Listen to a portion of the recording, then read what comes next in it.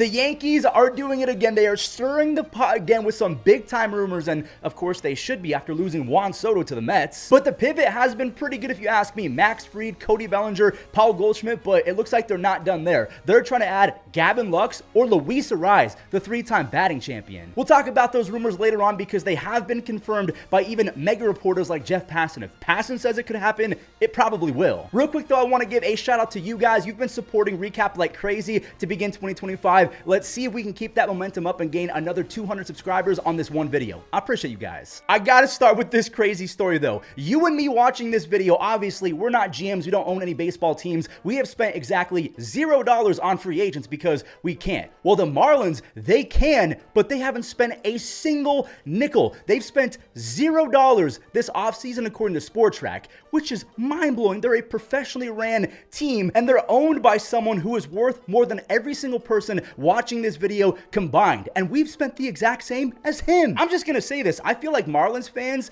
deserve to have a free pass to go jump ship. If you want to go be a fan of a different team, I don't think anyone's gonna hold it against you because $0 for an offseason, that's embarrassing. And one more short story before we talk about the Gavin Lux and Luis Arraez trade rumors. I want to talk about this tweet I put out before a baseball account on Instagram steals it, so just throw that out there. Don't steal it. Cavin Biggio was just picked up by the Royals, so this has been Cavin Biggio's journey since June of 2024. He was DFA'd by the Blue Jays on June 7th. He was traded to the Dodgers on June 12th. August 8th, he was released by the Dodgers. On the 23rd of August, he was signed by the Giants. He goes to the Braves on September 7th. And as of yesterday, he is a Kansas City Royal. I made the joke on Twitter, but I hope that he has a frequent flyer credit card because that's a lot of miles. That's 5 teams in 7 months. I'm just hoping that Cavin Biggio can return to form. If you guys don't remember, he was a demon to begin his career. I'm going to read off his stats. In his first 159 career games, he put up a 5 WAR with 33 doubles, 24 home runs, 20 stolen bases, and a near 120 OPS plus. Unfortunately, his value has fallen off more than Disney Star Wars. He's hitting .216 with an 89 OPS plus since. He's also only really had one good defensive season, and I'm just praying that the Royals can unlock Cavin Biggio because he's a Biggio. Him being good is great for baseball. Got to put my Padres hat on now because the Padres are reportedly linked to the Yankees for a Luis Arraez trade. But actually, before we talk about that, I want to talk about a Gavin Lux trade rumor. This was confirmed by Jeff Passan, so this one actually has some legs. Now, the Yankees are not the only other team in baseball trying to trade for Gavin Lux, but we'll talk about that in a second. The only reason why this is possible is because of the recent signing of Kim going to the Dodgers. They have way too many infielders now, and maybe Gavin Lux, because of how good he was in the second half, he's now expendable. Gavin Lux's swing was crafted by the baseball gods to be a short porch merchant for the Yankees, and he actually looked like super prospect Gavin Lux in the second half last year. A lot of people are saying, Fuzzy, you're cherry picking, you're playing narrative ball. You got to factor in his entire 2024 season. Well, I'm not going to do that because he was coming back from a torn ACL. Even Ronald Acuna Jr., he's a legend. He didn't look like himself coming off an ACL tear. So yeah, I'm going to give Gavin Lux some grace. After getting his feet back under him, Gavin Lux hit .305 with a near 400 on-base percentage and a 150 OPS plus in the second half, and he slugged over 500. Do not forget that this kid, well, I shouldn't say kid anymore. He's almost 27 years old, or I think he is 27. But back when he was in AAA at 21 years old, Gavin hit .392, and we saw flashes of that greatness just a few months ago in the second half, and he's going to get some of that athleticism back after recovering from that ACL tear. The horizontal movement was not there. Even the Dodgers are worried about that. But after playing a near full season and having an entire offseason to kind of regroup and reset, I feel like he's going to be back to, what, 85-90% in terms of pure athleticism. You guys have to remember, in 2022, before he tore that ACL, he had 2 outs above average, and he was nearly top 10% in sprint speed. Against righties, he would instantly slot in as the Yankees' new leadoff hitter, unless you want Jazz to have more at-bats. I understand that. But with Judge as protection, you would go Gavin Lux, Aaron Judge, Cody Bellinger, Giancarlo Stanton, Austin Wells, Paul Goldschmidt, Jazz Chisholm Jr., Anthony Volpe, and Jason Dominguez. Something like that. Again, me personally, I think I want Jazz to get more at-bats, but second half Gavin Lux is an on-base demon against righties. And again, maybe he gets back to playing decent defense at best. You have to remember you're replacing Gleyber Torres. The ceiling's pretty low. The bar has been set. But like I said, the Yankees Yankees are not the only team interested in trying to acquire Gavin Lux. The Mariners have much more to offer, and because of that, they're in the mix. Now, I don't know exactly what the Mariners would be offering or what the Dodgers would be expecting out of a Gavin Lux trade. I don't know if it would be their number 1 in Luis Castillo or their number 5 in Brian Wu. I'm kind of confused on who the Mariners would be willing to part with based on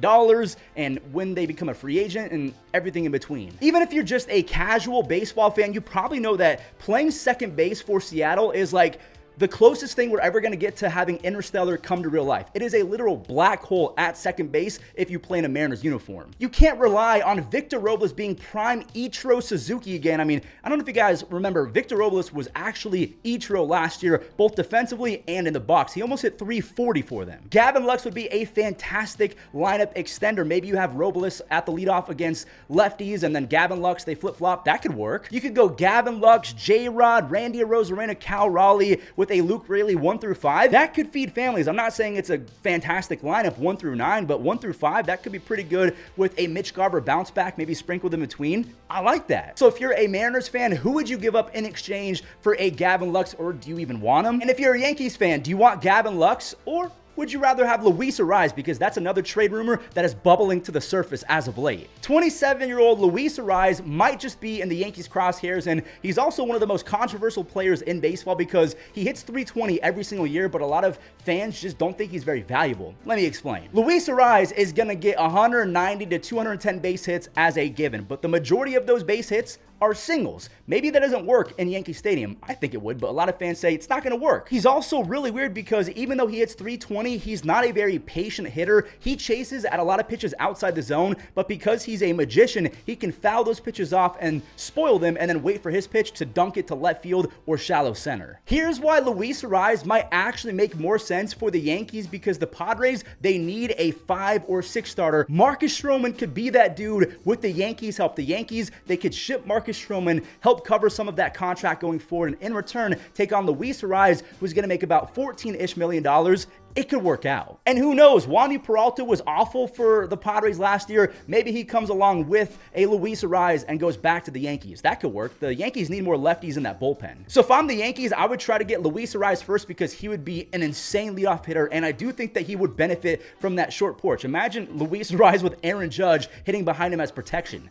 I mean, that's otherworldly. Let's just play GM for a quick second. If you were the Yankees, would you rather go for Luis Arraez or a Gavin Lux? Same for the Mariners. Maybe the Mariners are going to be in on Luis Arraez as well. Would you rather have Gavin Lux or Luis Arraez? I know a lot of people are going to say that's an easy question, Fuzzy. Shut your trap. But Gavin Lux, he was insane in the second half. And again, he's got that former super prospect makeup to show up and be I'm not going to say an MVP, but a really, really good player. Seeing all of this makes me wonder, is Jurickson Profar asking for $1 billion AAV, or do teams not trust Jurickson Profar in a uniform other than the Padres because he's really stunk it up when he's not in a Padres uniform? He's also going to be like 32 years old, but Profar, he just hit 280 with 24 home runs and a near 140 OPS plus. Yeah, he plays all-time bad defense, but maybe he goes back to a utility role. If I'm a Yankees fan, I would consider a Jurickson Profar as someone who can play a ton of different positions. He plays them. He doesn't play them well. He just kind of stands out there, but maybe that's all you need. You want the offense. I'm hoping that one of these trade rumors comes to fruition pretty soon, but the last thing I want to talk about, Shohei Otani. He's warming up, not at Dodger Stadium because they're currently redoing and remodeling a lot of it, but Otani, he is officially throwing again after that elbow injury, and then he had that shoulder injury in the World Series. It looks like Otani,